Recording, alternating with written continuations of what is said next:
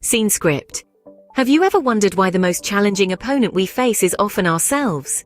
You see, we are a paradox. Our mind's a battlefield where the greatest obstacle we encounter is self-doubt. Picture this. You're standing at the edge of a metaphorical cliff, your dreams and aspirations on the other side. You're ready to leap, to soar, to reach for the stars. But then, from the depths of your mind, a voice whispers, "What if you fall?"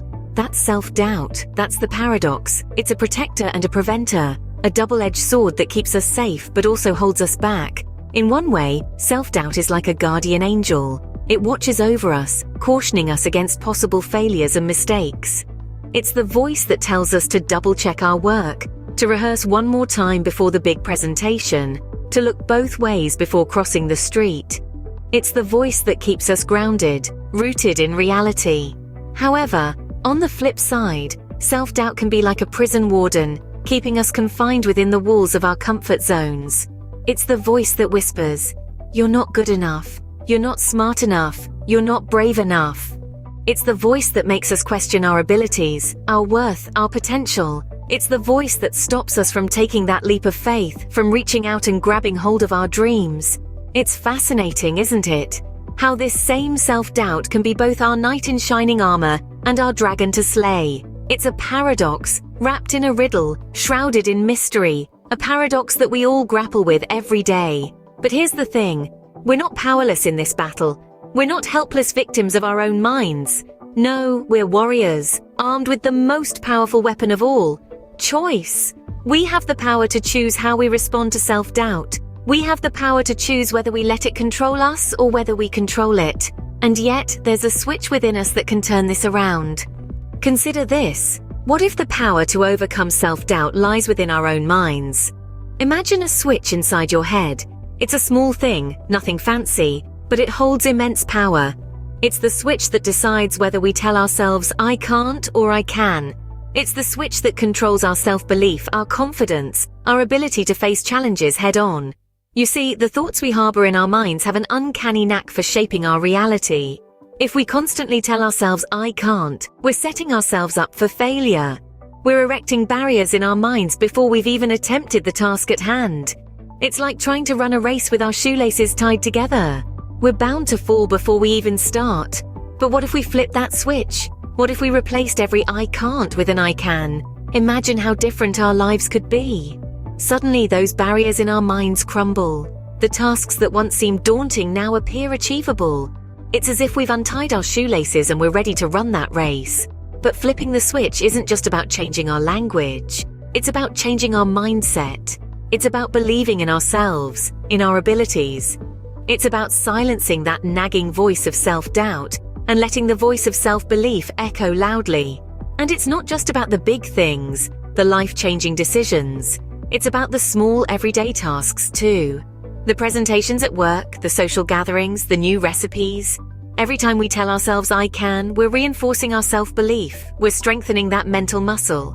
So the next time you catch yourself thinking "I can't," pause, take a deep breath, flip that switch, replace it with an "I can." See how it changes your perspective, your attitude, your reality.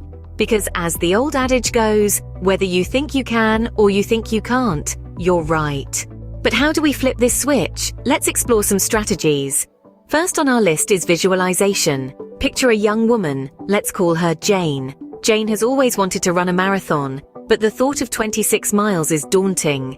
It's like staring up at Mount Everest from base camp, right? But instead of focusing on the insurmountable distance, Jane starts visualizing herself crossing the finish line, the weight of the medal against her chest, the roar of the crowd in her ears. She imagines the sense of accomplishment, the joy, the pride. She sees herself as a marathon runner. And guess what? One day she is. That's the power of visualization. It's about picturing the "I can" instead of dwelling on the "I can't." Next, let's talk about affirmations. Our friend John is a little nervous about public speaking. The mere thought of standing on a stage, all eyes on him, his voice echoing in the silence, sends shivers down his spine. But John knows he needs to overcome this fear. So he starts practicing affirmations. Every morning he looks at himself in the mirror and says, "I am a confident speaker. I can captivate an audience." He repeats these words until they're etched in his mind, until he believes them. And when he finally steps on that stage, he's not just John, he's a confident speaker who can captivate an audience. Now let's think about setting small, achievable goals. Imagine a mountain climber, we'll call her Emma. Emma dreams of reaching the summit of Mount Everest. She knows it's a colossal task, a giant "I can't" staring back at her. But Emma is smart. Instead of focusing on the peak, she sets smaller, achievable goals. First, it's base camp, then Camp 1, Camp 2, and so on. Each small victory fuels her resolve, turns the "I can't" into an "I can." And one day, she stands on the summit, her dream realized because she dared to break it down into manageable pieces. Lastly, let's consider the power of surrounding oneself with positivity. Meet James, a budding entrepreneur. James has a great business idea but is plagued with doubts. He's surrounded by naysayers, those who constantly tell him why his idea won't work.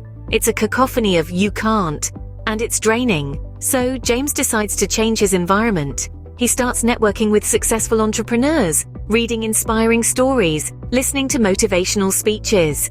He immerses himself in positivity, in a sea of "you can." And this positivity fuels his determination, his belief in his idea. It helps him flip the switch. These strategies are not magic wands that will instantly banish self-doubt. They require practice, persistence, and patience. But they are powerful tools in our arsenal to combat the sneaky, insidious "I can't" that often lurks in our minds. Remember, the key is not to avoid self-doubt, but to acknowledge it, challenge it, and turn it into a stepping stone rather than a stumbling block.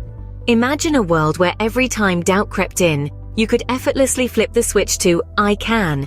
Picture the strength and resilience that would stem from this mindset.